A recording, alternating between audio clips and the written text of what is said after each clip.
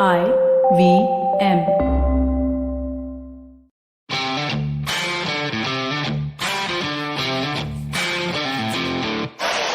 Ladies and gentlemen, welcome to episode 54 of The Fighting GO.A.T. My name is Arjun Chipalkatti, aka Mystic Chips, with my buddy Somesh the Superhuman Kamra. We've got lots to talk about this week, but we're going to be talking about the iconic moments of the sport. The moments that made us laugh, made us cry, made us do, well, all things fighting GO.A.T. So stay tuned for lots more content. We'll be right back after this quick commercial break. Hey everybody, it's been another great week on the IVM Podcast Network. On this round is on me. Gauri has a conversation on building a sustainable luxury travel ecosystem with entrepreneur Jaisal Singh. On the Wire Talks, that asks American philosopher Jason Stanley to decode his book, How Fascism Works, The Politics of Us and Them. On The Longest Constitution, Priya explains the concept of invisible work and how Javed Akhtar and the copyright law are connected. On Postcards from Nowhere, Utsav tells us an interesting story that connects West Indies cricket, jackals, and Mariamman temples. And on All Things Policy, the Takshashila folk look into the Ukraine-Russia conflict and its associated geopolitics. So, on a personal note, I wanted to let you all know that this week marks the 7th anniversary since I started IVM. I'm eternally grateful to the team we have here, especially Kavita Rajwade and Tejas Sringarpure, who have been here since the beginning. They've seen the struggles, our eventual acquisition by Pratilipi, and our continued struggles to make podcasting a large and thriving part of the media industry. We have the best hosts in the world, and I have to say that I'm so glad and so grateful that they have chosen to work with us. And finally, I'd like to say thank you to you, the millions of folks who have heard or watched our content. All I can say is, you ain't seen nothing yet. I hope you join us as we continue this journey. In the meanwhile, do follow us on social media. We're IVM Podcasts on Twitter, Facebook, Instagram, and LinkedIn. And remember, if you're enjoying this show or any of our other shows for that matter, please do tell a friend. Also, don't forget to rate us on any platform you're listening to. You can also check us out on YouTube. To get a list of all of our channels, you can go to ivmpodcast.com/YouTube, where you can go to all the channels. And finally, we'd like to thank our sponsors this week, SBI Life Insurance, Bank of Baroda, Max Life Insurance, India Water Portal, and HDFC Life Insurance. Thank you so much for making this possible. Welcome back to The Fighting GO.A.T. You've been listening to Arjun Chipalkatti, aka Mystic Chips, and Somesh the Superhuman Kamra. How are you, Mr. my Kamra? friend? Oh, it's been a great week. We were in the studio, UFC 272. Oh, it was the best. We had the breakdown that we love doing. We did the event live, the pre-show, the post-show. It was fabulous. It was fabulous. There was so much happening in that world. And it was quite shocking to see that the event started off with good knockouts and then went on to bhai, three bhai, decisions. Before we start that, are you noticing something here? Oh, yes, that is a beautiful jumper, the UFC Venom jumper. Absolutely Yes. fantastic. I saw that, but I was like, let me not, आपको कुछ आपको बोलने चने का पे नहीं। नहीं आपको चने के झाड़ पे ना डालूं तो अच्छा है. नहीं, तू डाल झाड़ पे, जहां भी कौन से भी झाड़ पे डालना डाल, मैं झाड़ पे जाके बैठेगा. Oh, that's a very good UFC jumper. Like, where did you get that from? I don't know. So a friend of mine, she was in the US and she Okay. was walking by. So in the US, it's so easily available. Na? Venom stores are there and everything is there. Right. So right. I'm like, Abhi UFC bheja nahi hai. And she's like, Arey, you work here, no? I'm like, I don't work there. I'm like, I'm Right. not working with Venom. But she's like, Arey, I've seen your UFC show. And so she's Anu so sweetly got this for me and sent it all the way to Dubai. Oh, nice. Oh, how sweet. How sweet. I wish we all had friends like this. Inshallah, we all should have friends like this. So for a moment or two in front of the mirror, I was trying to pretend to be Francis Ngannou walking out. But then I realized I do not have the skills or anything that it takes Well- to be a champion. Well, see, Francis said 65 would definitely look like that. So. At 65. Dude, Francis is already old, man. But before we get into that entire fight card, it's the news of the world. By the way, just FYI, recently I just found out last night that it's now going to be Tai Tuivasa versus Stipe Miocic. Oh, Stipe really? Miocic is going to be facing Tai Tuivasa. Oh, wow. That is a good matchup, though. I mean, if it's a rumor, great. If it's not, even better, because that is going to be a brilliant matchup between a former champion and someone that is rising up the ranks, It's It's one of those weird situations where in that heavyweight division because of a lack of contenders, the newer contenders had to step up. See, Derek Lewis fought twice. He's not getting a title shot anytime soon. Right. Cyril Gane just lost for the belt. He's not getting that title shot immediately. Right. A lot of people thought it's going to be Stipe versus Cyril Gane, but clearly that didn't happen. And John Jones is nowhere near in the picture of coming back anytime soon, apart from the big money absolutely fight. Yes. Absolutely So, yes. Tai Tuivasa is on a 5-fight winning streak. And on his heels is Tom Aspinall, who is also on a 4-fight winning streak. Oh, wow. So Tom Aspinall next week is taking on Alexander Volkov. And that's a tough matchup. That's a tough matchup for Aspinall. That's a damn tough matchup for Aspinall. But you never know. If he wins in spectacular style, we might see a showdown between even the winner of Tai Tuivasa, Stipe Miocic, and Aspinall for an interim belt. Well, that could just happen if Tai Tuivasa can get past the former champion Stipe Miocic. Because if you see, technically, Tai Tuivasa has knocked out Greg Hardy.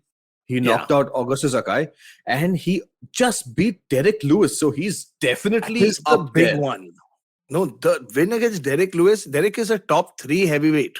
Absolutely. And Tai Tuivasa, I think, was ranked 11 when he faced him, and he knocked him out cold with that vicious elbow. My God, the way he knocked him out also. Which makes me believe, I think, Stipe Miocic is a really good matchup. May not be the best matchup, but I think it's a good matchup because for Tai Tuivasa, because it's not only is it a huge step in competition, he's facing a 2-time world champion now. Right, absolutely. See, and you never know because there is somebody who has, lost his belt, lost to the champion, and there is somebody on the other side, like Tai Tuivasa, who's climbing up the ranks. So you never know. It could just be, in your words, Mystic Chips, what if? What if that knockout comes through? And we've seen Stipe get knocked out with that massive jab of Francis Ngannou. So it's more like a looping jab. It's not like a straight jab. It's more like a looping jab. And there could just be one of those what if moments. And if that what if moment happens, you never know where Tai Tuivasa could go. No, man, Tai Tuivasa is one of those freaks of nature that you can just, he reminds me of Roy Nelson's chin. Roy Nelson could get hit with a cricket bat and a car, and he'd still be okay. Absolutely, yes. In fact, Derek Lewis did just that. He hit him with everything that he got, and Tai Tuivasa didn't fall. And I feel, we broke that down really well. We broke that down really well because at some level when, we realized that Derek had just that knockout power and Tai Tuivasa did not go down, at some level you get demotivated and you're like, oh yeah, man. It's a losing battle for me. Anytime you see, anytime you face an opponent and you give him your best shot and he comes back smiling at you, it's creepy. Well, and that's exactly crazy. What Shui Mui did for against him. Absolutely. But what was not so Shui Mui is the way Sergey Spivak dismantled Greg Hardy in the first round. Man, Sergey Spivak, he's again, we're back in that heavyweight division. He's one of the Serbian fighters who had showed off some great judo, some amazing wrestling, and the ability and the strength, man. He ragdolled a 290-pound man. Absolutely. In fact, I think he gave away some 40 pounds or something of that sort. He was 40 pounds lighter on fight day. And he did that judo throw, that hip throw, where you stick your hip out, you put your leg in and swing your opponent through. Oh my God, that was ridiculous. It was so good. Kudos to Sergey Spivak. But were you surprised? I know I shouldn't say this, but were you surprised with the durability of Greg Hardy? Do you think that this is a pattern we're seeing, that the minute it doesn't go his way, he kind of just Well, it definitely seems that way. I think he's experimenting a little too much at the moment. Greg Hardy came in at about 291 pounds, which is, I feel it's just extremely heavy for somebody who is not got that brute strength, coming into a fight, especially when you come into a fight. Now, I don't know if he's training with, his former football strength training coach. He's currently on a 3-fight losing streak, all of which have been absolute knockouts. So he lost versus Mason Taibura. That was a TKO. He lost versus Tai Tuivasa, which was an absolute showdown. He lost versus Sergey Spivak. And all of these are in the first round. I think Taibura, if I'm not mistaken, went to the second round. But all of these are in the first round. So I don't know what really is happening. I personally think Greg Hardy was better when he was lighter, in that 250, 260 pound division. Suddenly 291 and Yeah, he's become too heavy now. I mean, too heavy. very few guys could pull that off. And there were guys like, only Shane Carvin and Brock Lesnar who could pull it off with that weight. Even Shane Carvin Yes. had difficulty to go into the second round later, Yes. But Brock yes. Brock is, of course, a freak of nature, a freak athlete. Right. He had the agility of a welterweight at heavyweight. Right. So Right. But again, with Brock, my views are slightly different. I feel if it didn't go according to Brock's game plan, he was a cold turkey out there. So no, but more often than not, Brock used to force you into his game plan, which right. Very true. which he did because of his sheer size and speed and strength. Yeah, so he was about, I think, 300 pounds. I think Cain Velasquez was about 60 pounds lighter than him. And still, Cain absolutely dismantled him. No, but Cain was smart. He knew if he fends the takedowns, he's got nothing to worry about. And he proved very it true. because Brock never liked getting hit. I mean, nobody likes getting hit, but you got to train to get hit. Right. And anyway, right. so that was that. But that heavyweight division picture now is getting a little murkier because after we lost, like guys like after Overeem and JDS quit, were let go, a lot of people thought that, oh my God, what's going to happen? Right. But the new contenders are coming up, which is great. Absolutely. In fact, Tai Tuivasa definitely is one of them. Moving on to the next fight, Kevin Holland has dropped a weight category from the middleweight division, which is 185 pounds. He's come down to welterweight, 170. And he took on Alex Oliveira, the father of 10. I remember in the studio, we had a good time with that. And I think the only man who rivals those kind of numbers is our host of our show on Sony, and that's Sudhi Sachdev. The only one who rivals that is, we should get him on the show to just talk about the amount of children and opportunities he has.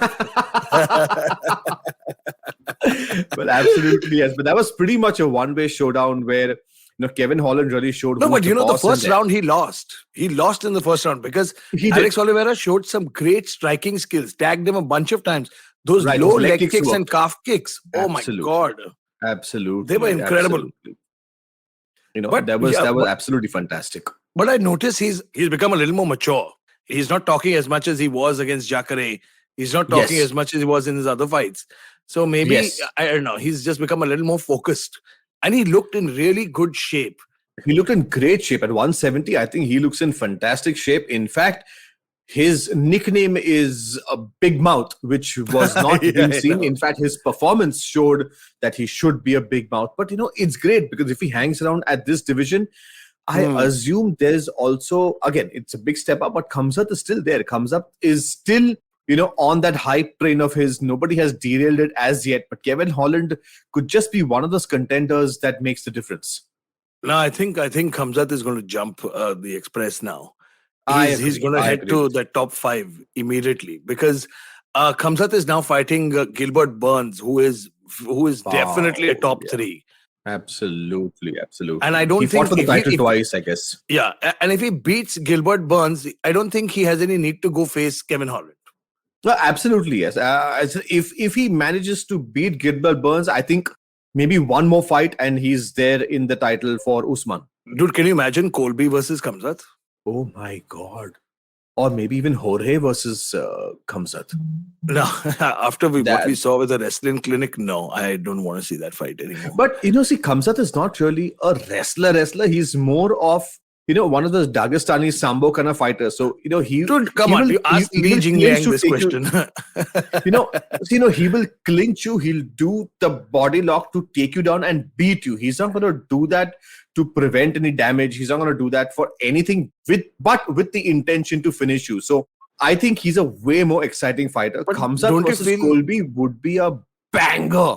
Correct. I want to see somebody who can fend off the takedowns and have the cardio. But that's something that we have not seen. We have not seen Khamzat cross like 4 minutes of fighting ever.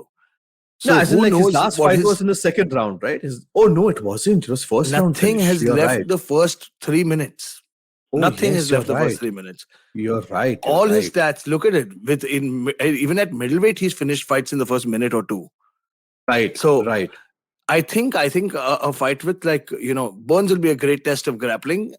But I'm not overlooking Burns at all. But I'm saying Colby is somebody who can drag you into deeper waters. But we'll talk about Colby and Masvidal a little later. But there was a question posed by one of our fans on a group page on the Right. Fighting Code Instagram. Thank you guys for writing in and saying hi to us and listening to us finally. Saying right in. They asked us, do you think the Masvidal Colby rivalry is over? So I feel inside the octagon it is over, because I personally feel Colby is still a better fighter. He's evolving at some level, and Masvidal somehow is declining. I don't know how the UFC have re-signed him to another 5-fight contract, which is extremely lucrative. Apparently, the third highest paid athlete in the UFC at the moment. So I don't know on what basis have they signed that, but I don't see Masvidal as an entertainer / crowd puller anymore, because yes, No, he he talks is an a lot. entertainer. Come on. But the results are not there. I still don't think the results are there. I think if he just puts the BMF belt up there, I think he's going to lose it. So No, but the thing is here's my point of contention. We've seen a lot of contenders in the past who were exciting, but they were also Right. given. I'm not going to name names because you have to use your imagination now. Yeah. I'm just I'm just saying that there were a lot of contenders in the past, and there were a lot of athletes in the past who were purposely given favored matchups to prove that aspect, to prove that entertaining aspect. I'm saying Yes. then why not give Masvidal the same opportunity? Because he's had a lot of opportunities. I personally feel he's had a lot of opportunities. If I see this going, if I can predict in this particular situation, if Kamza beats Gilbert Burns, the only other fight is going to be Masvidal versus Gilbert Burns. Bad matchup again. Very, very Yeah. bad matchup for Yeah. Masvidal. But I I'd don't rather see see- him, unless he wants to take a corner super fight at 170, which is going to be a That's the thing. banger. That's the thing. So now people have started thinking, like, okay, what's next? But okay, we're jumping the gun. We're yet to come and dissect the Colby Masvidal matchup. Yeah. But you know what? Speaking of another belt, if there was a second BMF belt, it should have gone to Renato Moicano against my God. Rafael dos Anjos, a man who stepped in on, I think, 2.5 days notice. 4 days notice. And when we were watching the fight and we were hearing Michael Bisping saying this, can you imagine on Tuesday evening, you're sitting at home having dinner and having a beer with your family, and then the UFC says that you got to fight for 5 rounds on Saturday. And to come back and do this, makes me believe that if Renato Moicano had a full training camp, I think we'd see something different. Oh my God, seriously. But at times also what happens is when Jorge Masvidal fought Usman on short notice, he dragged him for 5 rounds. But when he had a full training camp, he got finished. So, at some level, I believe heart is more important than the training camp. Yes, training camp matters the most. Of But course. once you're in the UFC, I think you are at a level where you are already conditioned. You're already a superior fighter. You're a great athlete. You just need to fine tune a few aspects. Sometimes the Correct. last You have minute to still get in calls, shape and stuff. absolutely. Sometimes the last minute calls really get the best out of you, and that's exactly what we saw with Renato. I think that Dude. was a masterpiece. The fact that he hung around there 5 rounds, he got into the hotel on Wednesday to actually Yeah. fight on Saturday. I mean, it's insane. They fought at a catch weight of 160 pounds so as to, not have too much of weight to cut. And Yes. and honestly, we saw Renato Moicano put up a fight, man. He was in there to win it. And he was Absolutely, fighting. He was absolutely. banging with Rafael dos Anjos. And in some moments, we even saw RDA get tagged a few times by Moicano. And I was just like, okay, as much as a beast that Rafael dos Anjos is, he's an absolute mauler on the feet. There was a Yeah. point in the third round where he got rocked with a head kick. Yeah. And he was busted open. He was hurt. Everybody thought it might finish, but Moicano just continued.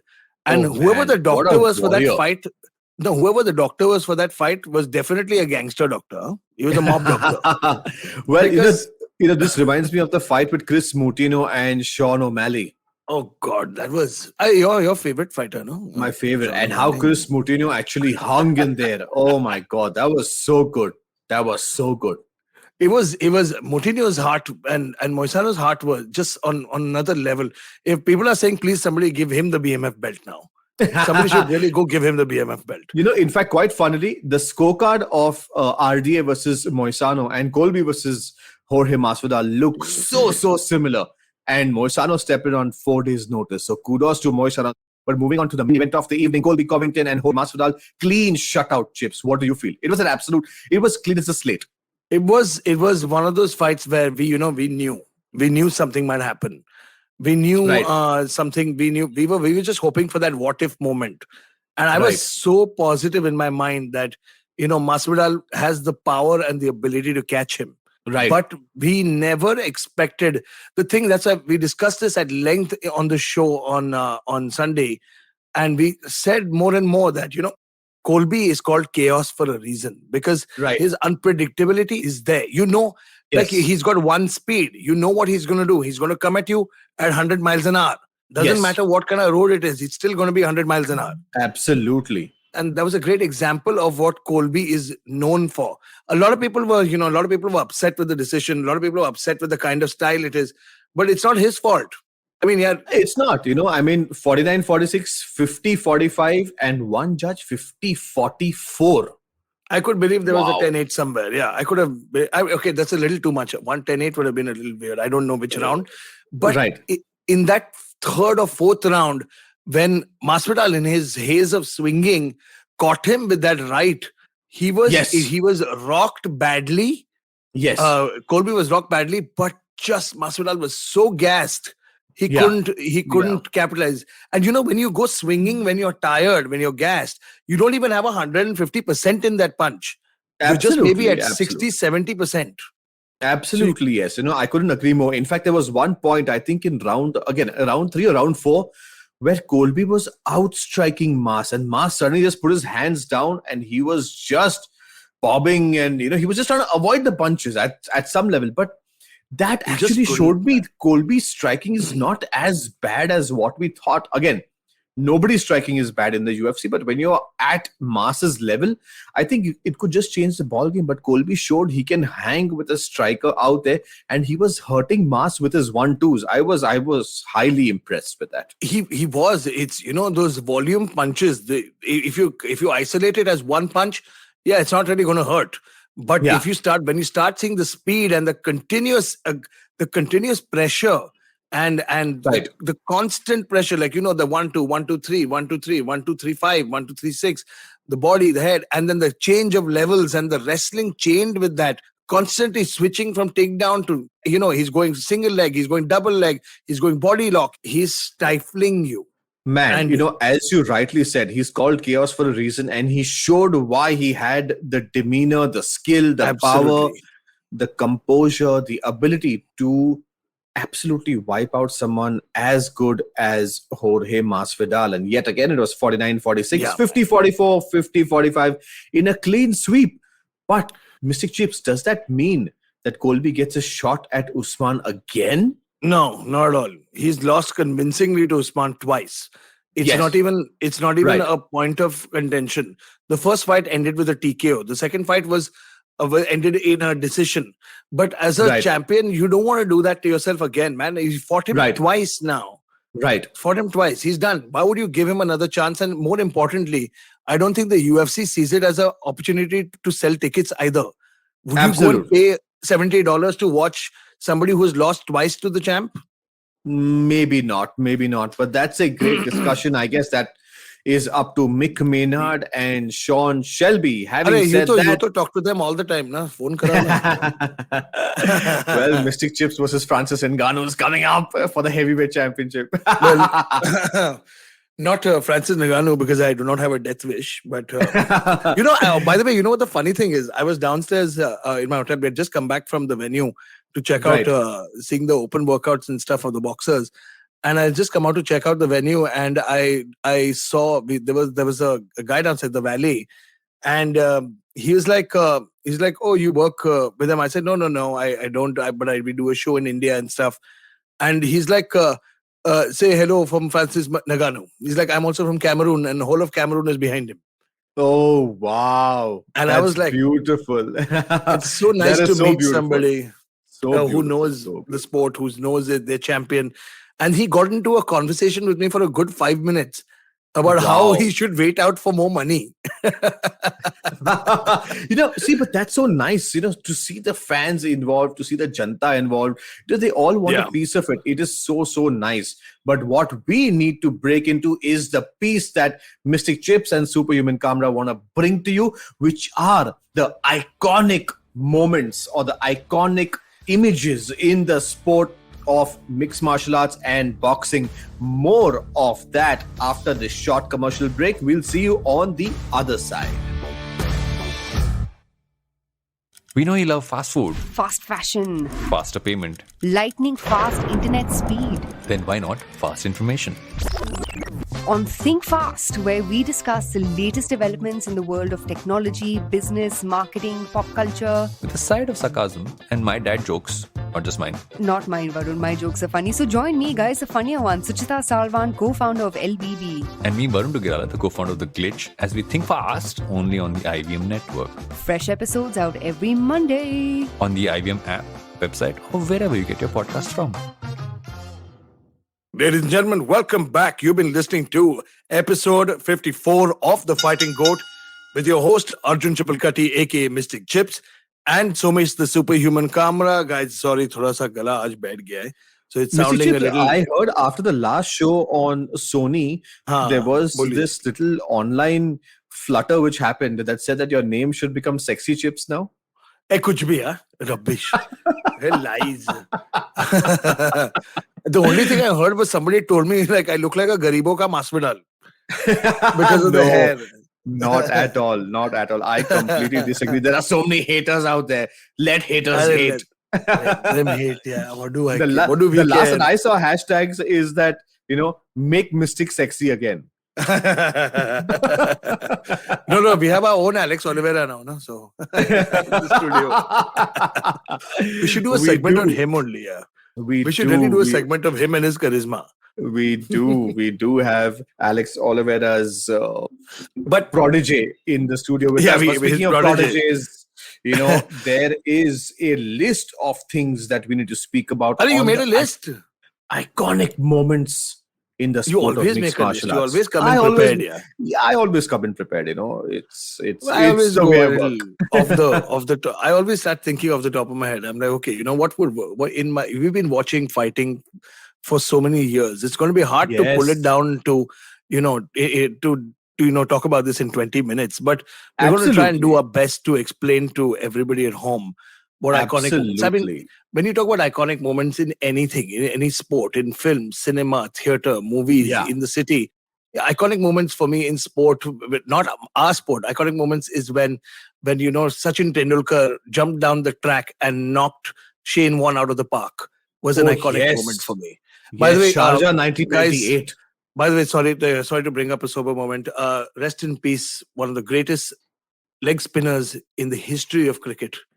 Absolutely, yes. R.I.P. to the legend. And I personally feel he was the best spin bowler in cricket, period. He was. When you heard the name Shane Warne, like Shane Warne would pitch 3.5 feet outside leg stump and it'd come and hit your leg stump. Like it's absolutely. that crazy. In fact, how people talk about jaunty roads and fielding, I think Shane Warne is one of those guys that you just cannot leave out of the conversation. He's so good at what he did, and so sad to see him depart this world at 52. Sadly, he expired 52. Sadly he expired in his private home in Thailand. But we hope he went in peace. That's all. Hope so. We hope he went in peace.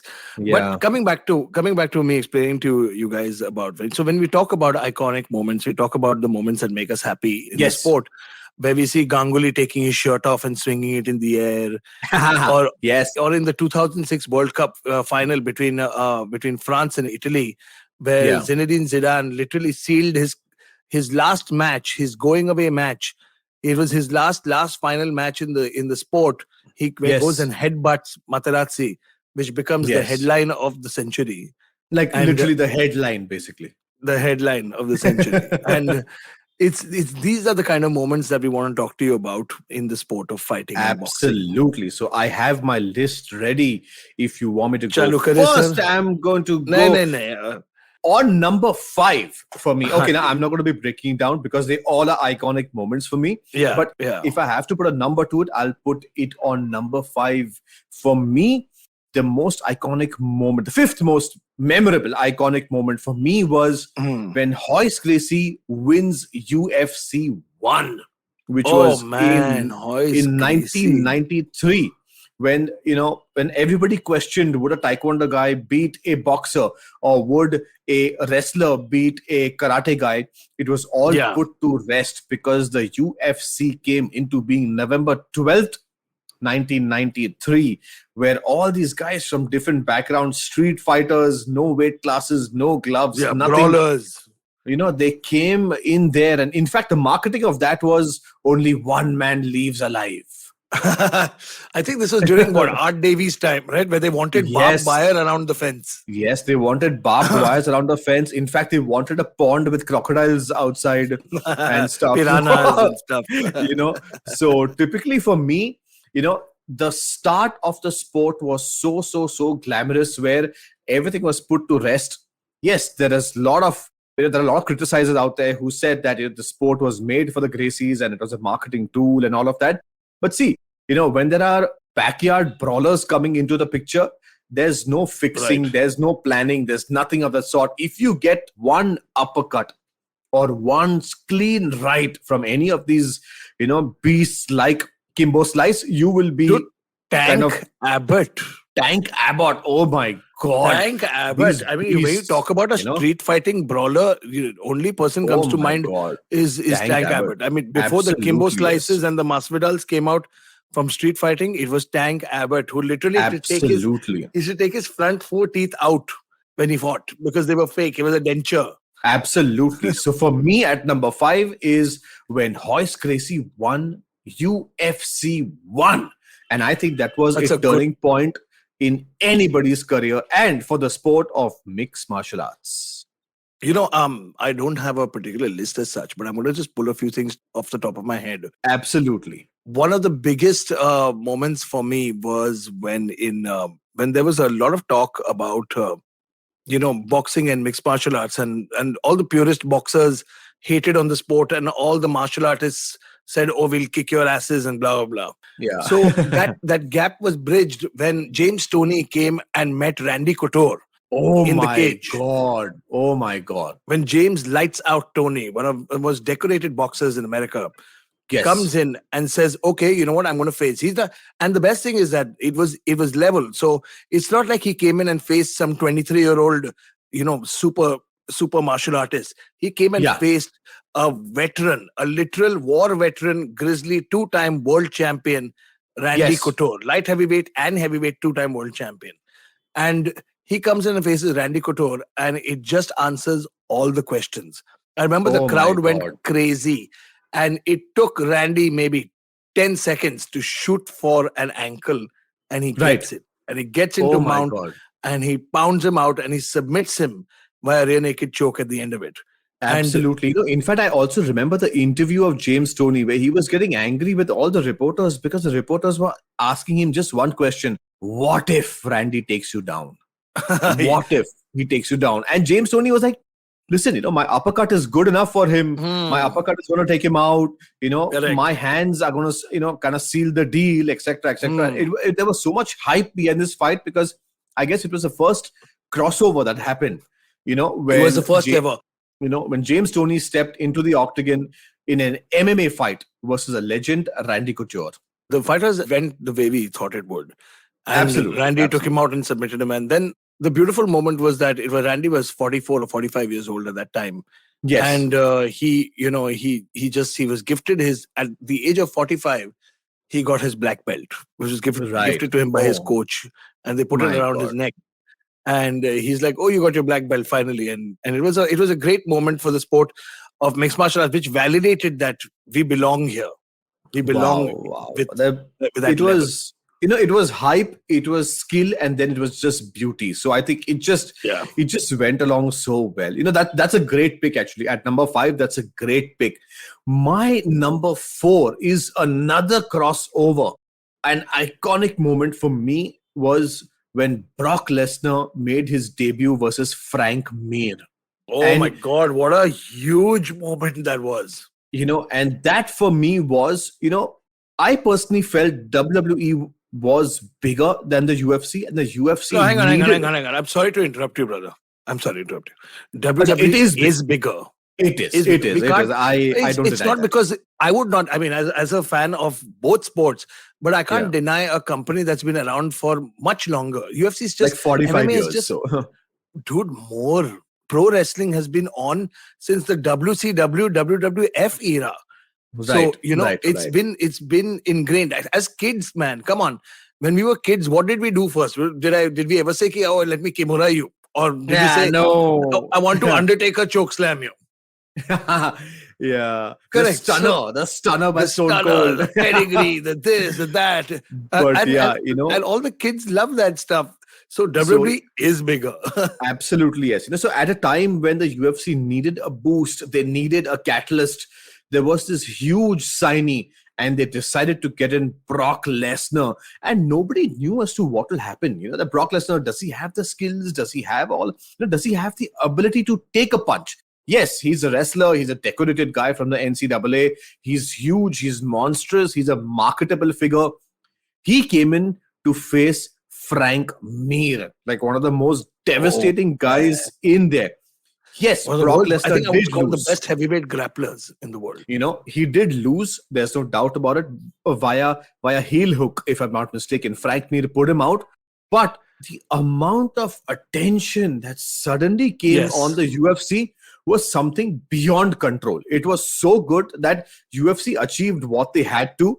Lesnar eventually went on to become a champion. He even beat Frank Mir. But oh my God, that moment was iconic when they signed Brock Lesnar, and it got it had an entire tsunami of fans that just poured in and came and just started seeing the UFC. So for me, I at agree. number 4, it is when Brock Lesnar came into the UFC. It was also a very important moment for in the heavyweight division is regarded as the baddest division in any sport. Yes. In Yes. boxing, in any fighting sport, the heavyweights they're like the baddest men on the planet. Absolutely. And when somebody like Brock Lesnar came in, it sent a cold shiver down everybody's spine, because yes. we saw a lot of heavyweights starting to bulk up, starting to Yes. change, to match the strength of Brock Lesnar. I would say actually Frank Mir went a little crazy.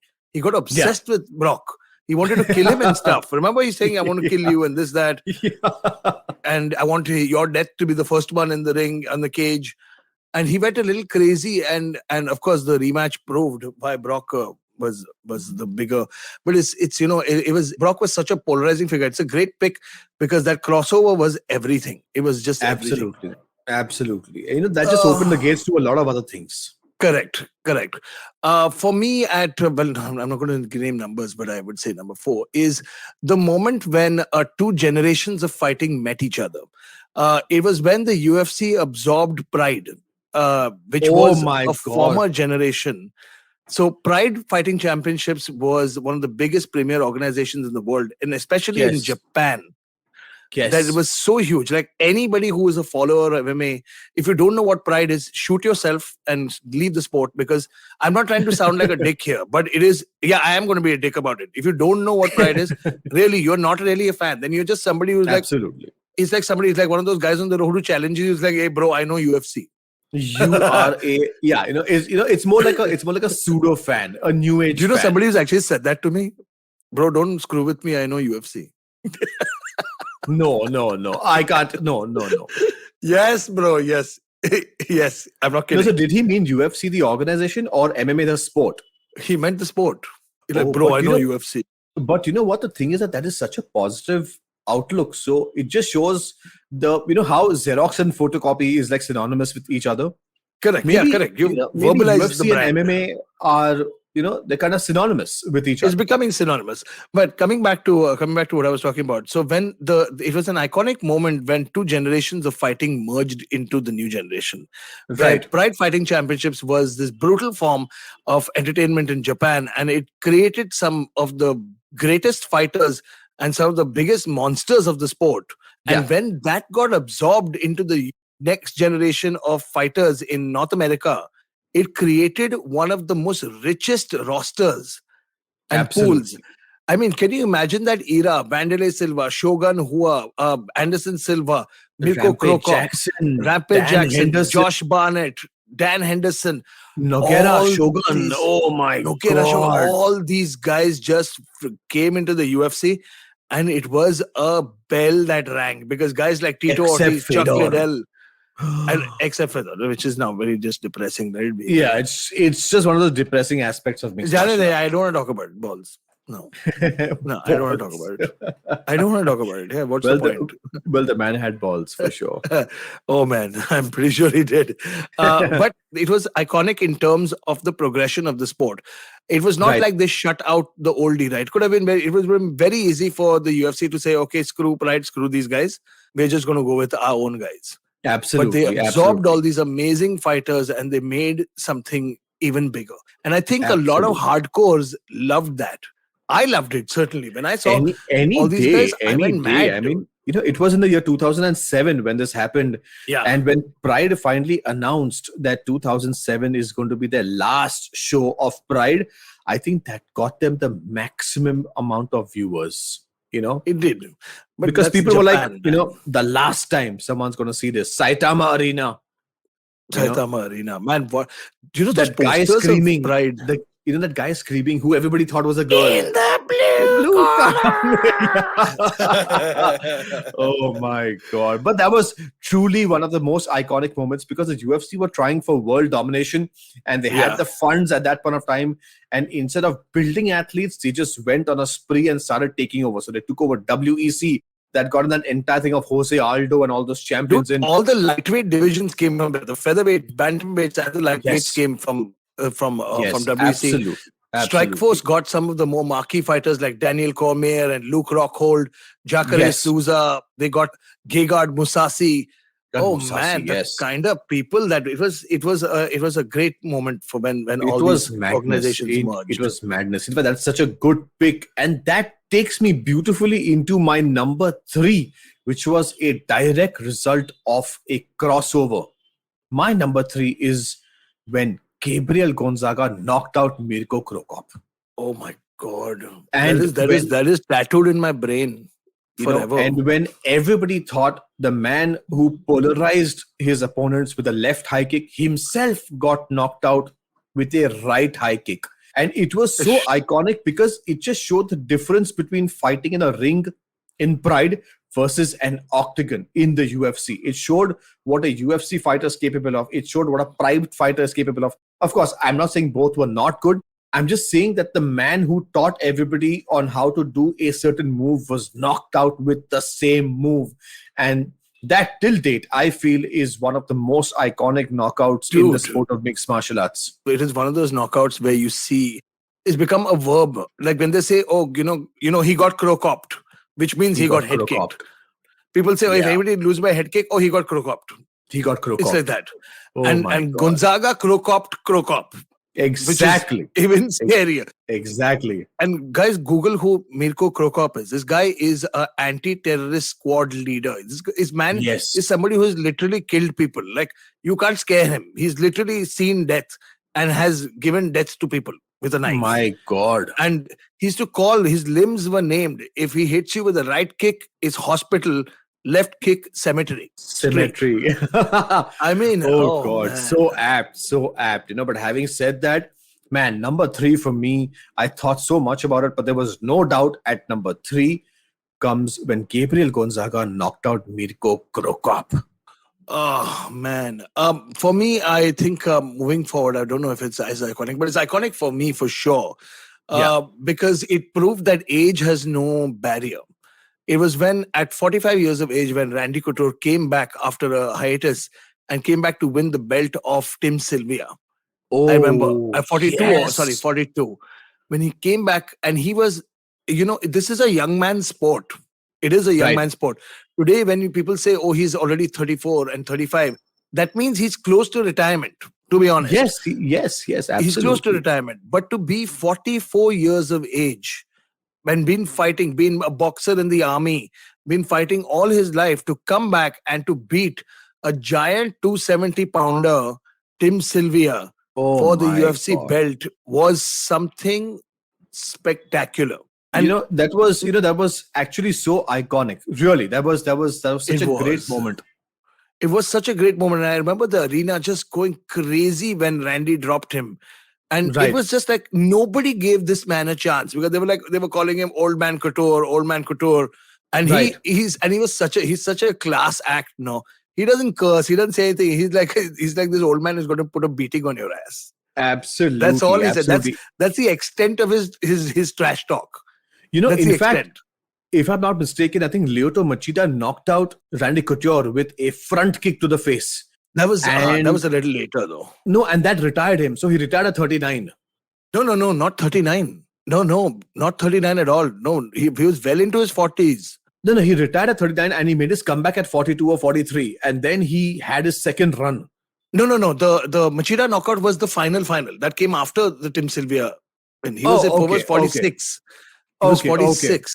Okay, so I was mistaken with that one. I He thought. retired after the Chuck knockouts. Oh, yes. So after he got knocked out by Chuck Liddell twice for the light heavyweight strap, he decided Right. to take a break. And then he Right. came back for the heavyweight belt. Then he started doing these, Right. I'll come back and fight James Toney.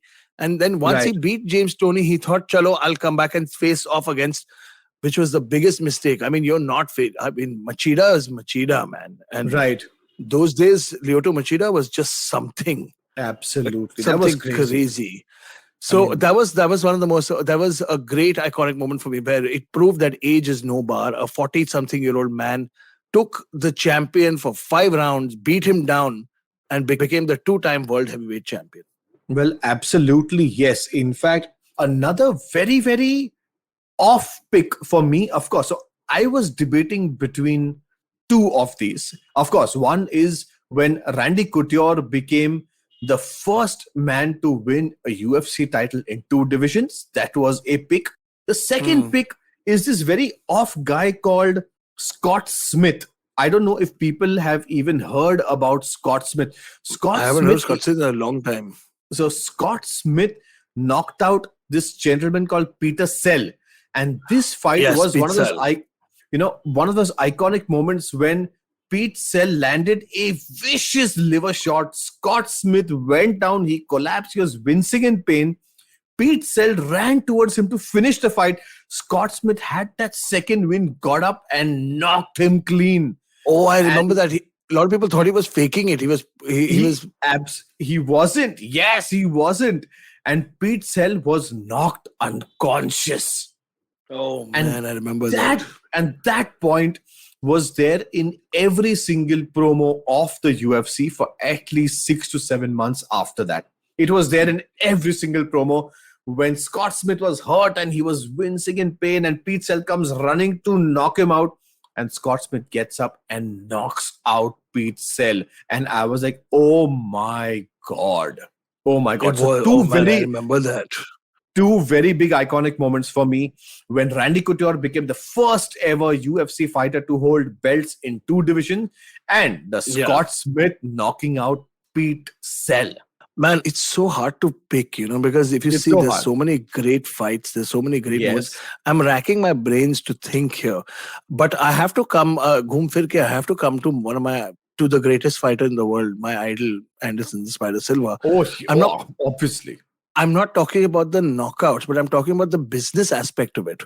Yeah. Where it was a big iconic moment because North America, where MMA is the most popular in North America, and in those regions, they flew the greatest fighter of all time for his 10th title defense to Abu Dhabi, which was a new market in the Middle East, where they were trying, by Dana White and the Fertitta brothers were trying to promote mixed martial arts. And I'm pretty sure they had invited all the brass of, to watch, everybody to come and see the, Anderson Silva. And they must have told everybody like, oh, this guy is the greatest knockout artist, with only Anderson Silva to diss the boss in front of all the money guys. Oh, dude, and I that was remember a this sensitive moment. That was a sensitive It was moment. a very sensitive moment because Anderson Silva, as great as he is, he was beating the shit out of Damian Maia already. Yeah. And he was just bored. He was like, I'm not your puppet. He had some issue He was a Yeah. sensitive guy, Anderson Silva. But what a place to do it, yeah. I mean, it's My like God. it's like somebody's partner in a relationship saying all the worst things about them in front of a mic, in front of an auditorium.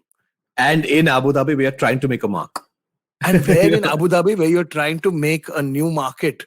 And Anderson Silva dissed them in public by Oh not my finishing God. that fight.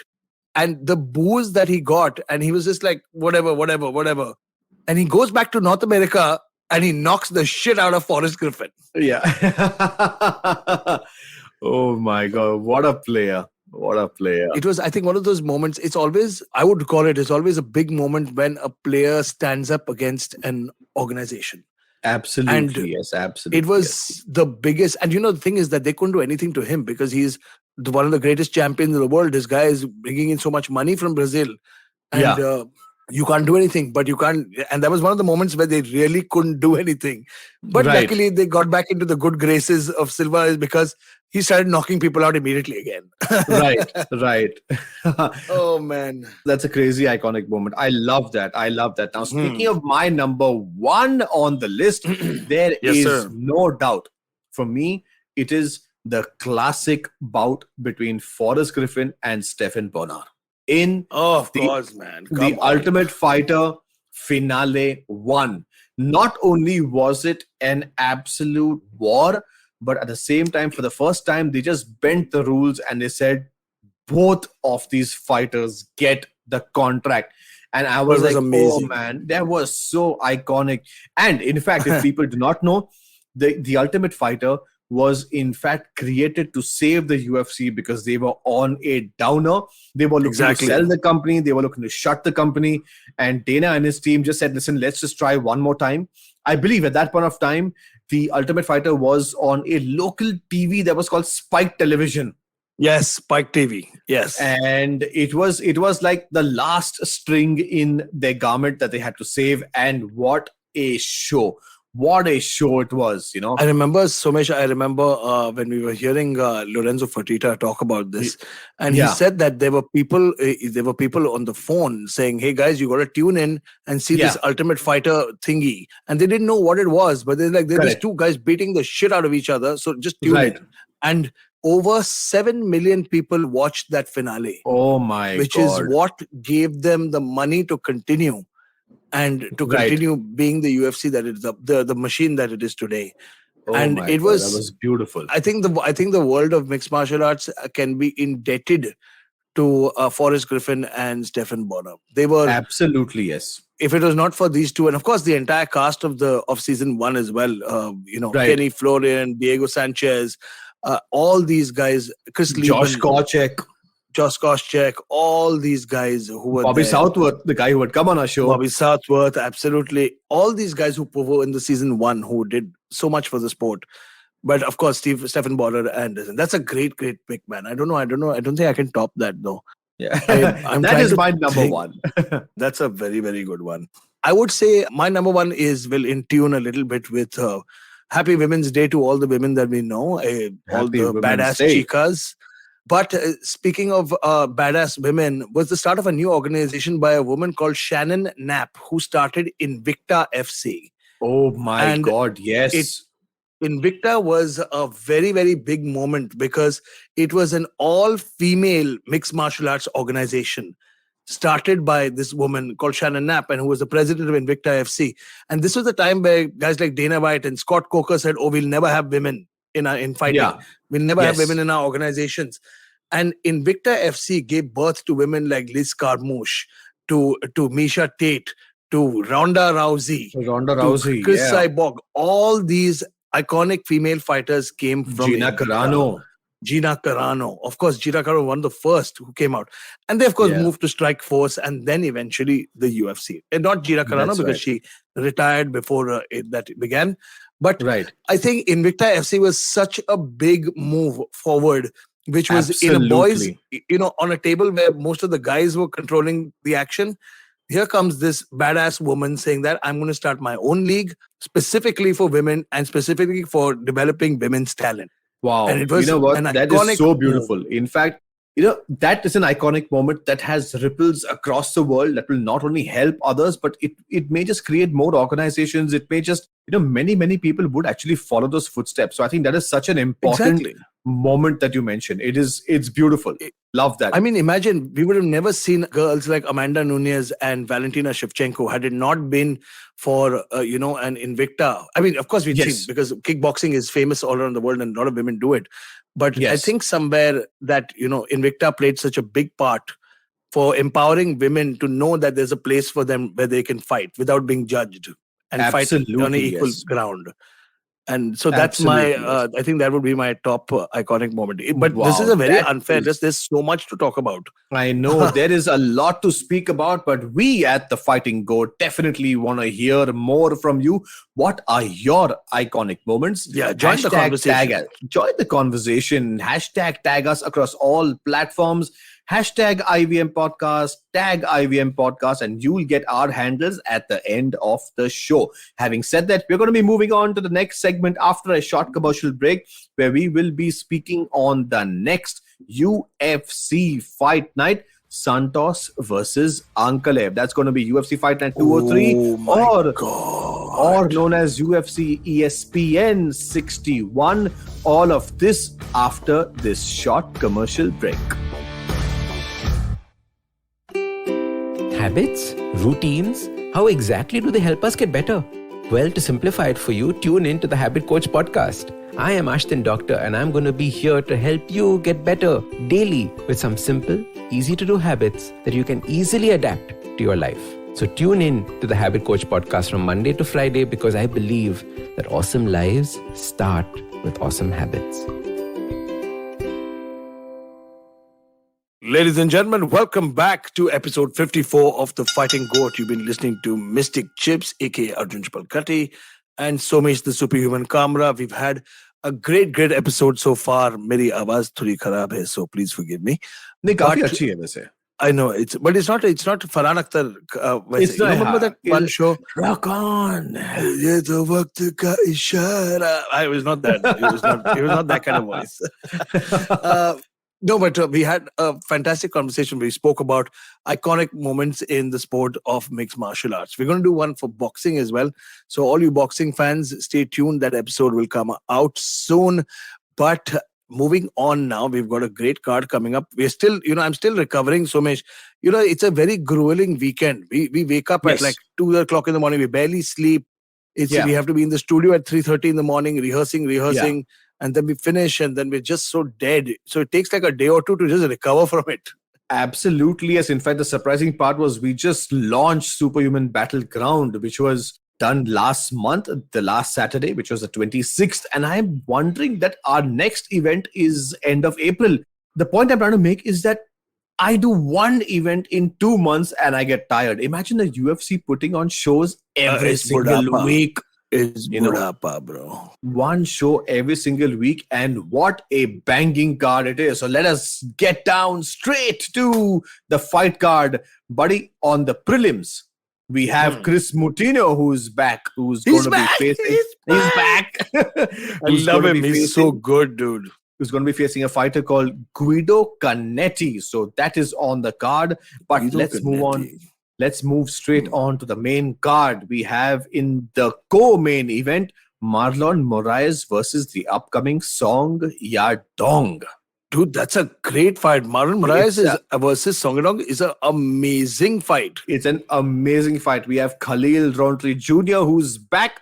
But the main event of the evening is what we'll be focusing on. It's the return of Thiago Santos taking on the dangerous Magomed Ankalaev. Khalil Rountree is this card. Firstly, is a delight for all the hardcores. This is not a commercial fan friendly card. I won't kid you. This is I've not just even a mentioned hardcore card. I've not even mentioned the fight that is opening the card, which is Alex Pereira, the Glory K1 kickboxer, taking on Bruno Silva. So it's going to be an absolute banger. Debut of Alex Pereira, the man who beat Israel Adesanya. That's right. Alex Pereira is making his debut. Watch out, middleweight division. But it's ironic. It's the same thing we saw when Khalil Rountree welcomed Gokhan Saki into the UFC. Gokhan Saki was one of the biggest, most touted, hardest hitting K1 kickboxers who got knocked the F out. Yes, in he his did. debut. And who knows, man? Who knows? It might happen. It just might happen. Who's Alex Pereira facing? Alex Pereira is facing Bruno Silva. Oh my God! Let's see. I don't know. I'm not gonna. This is too hard to predict. But let's talk about our main event of the evening. Yes, we're straight going on down to Thiago Santos taking on Magomed Ankalaev in the light heavyweight division. Thiago Santos had 3 losses versus John Jones, Glover Teixeira, Alexander Rakic, and then he had a beautiful win versus Johnny Walker. He's on a 1-fight winning streak. Magomed Ankalaev, on the other hand, is this crazy guy from Dagestan who's just wiping everybody out. He's currently on, I think, an 8 or a 9-fight winning streak. He's known for that beautiful battle versus Ion Cutelaba, if you remember. Dude, that Ion Cutelaba, he beat him. He knocked him out twice. Yes, he knocked him out twice. He knocked him out twice. And it's going to be such an important match. But, where I'm worried is that... Thiago Santos is a great fighter. He's so tough. He's huge. He's durable. But the thing is that those 2 knee surgeries slowed down his career a lot. Absolutely. Absolutely. And also, all thanks to John Jones' oblique kicks. Huh? Absolutely. So, in fact, the John Jones oblique kicks, I remember, was for the light heavyweight championship belt, and it went to a split decision. Imagine how close that was. He got very close to beating the champ. And and I think, I'm going to wait to see what happens, because Ankalev is on his path up. Whereas, Mareta is kind of plateaued and kind of going a little. Right. Like, he's already had his title fight. He's been through a lot of injuries. He's gotten finished the last 2-3 couple of fights. And he's trying to make his second resurgence. But time will tell now. It's going to see, because Ankalev is such a beast. He's got incredible wrestling. He's got solid hands and can knock you out with either his left or his right. Yes, absolutely. He's on a 7-fight winning streak. Magomed Ankalaev. He's taking on Thiago Santos in the light heavyweight division. Thiago Santos is on a 1-fight winning streak after having 3 losses. Yes, on paper, it doesn't look like a very evenly matched up fight, but we never know. Actually, I'm gonna go with Ankalev for this one. I have a feeling I know what's gonna happen. Absolutely. And the Superhuman Kamra is going to go with Mystic Chips in the same boat. I think it's going to be Ankalev. It's a 5-round fight. It's very grueling. We don't know how Thiago Santos, 38 years old. We don't know how his body will cope up to this. But I'm going to be going with Magomed Ankalaev, who's 29 years old. But what if? It's always the factor of what if. And so come play the what if game with us. You got to join us on social media. Catch us on Twitter, on Instagram, all social media. Follow at IVM Podcast for all Fighting Goat stuff. And join the conversation. Let us know about our picks, our choices, your picks, your choices. So on Instagram, my handle is at Arjun Chips. And on Twitter, I'm at the Mystic Chips. Go Somesh. Wow. So I am on somesh.kamra on Instagram. On Twitter, it is somesh_kamra. IVM Podcast across all platforms. So please tag us, hashtag us. Let us know your iconic moments. Let us know your picks for the coming week.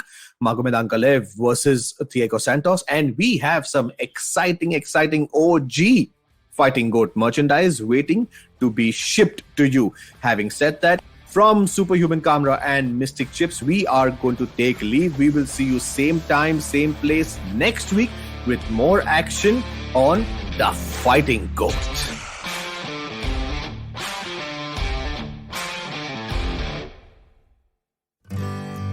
Working Monday to Friday glued to your chair making you feel dull? Worry not. Get your 5-minute weekly dose of travel around the world with postcards from nowhere. Join me every Thursday as I explore the strange, obscure, and fascinating parts of the world and bring out facets of travel you may not have thought of before. You can find us on the IVM Podcast app, website, or wherever you get your podcast from. Do you wonder why China does the things that it does? Or want to know how we could improve online privacy? Or perhaps you're thinking about how we can kickstart India's economy?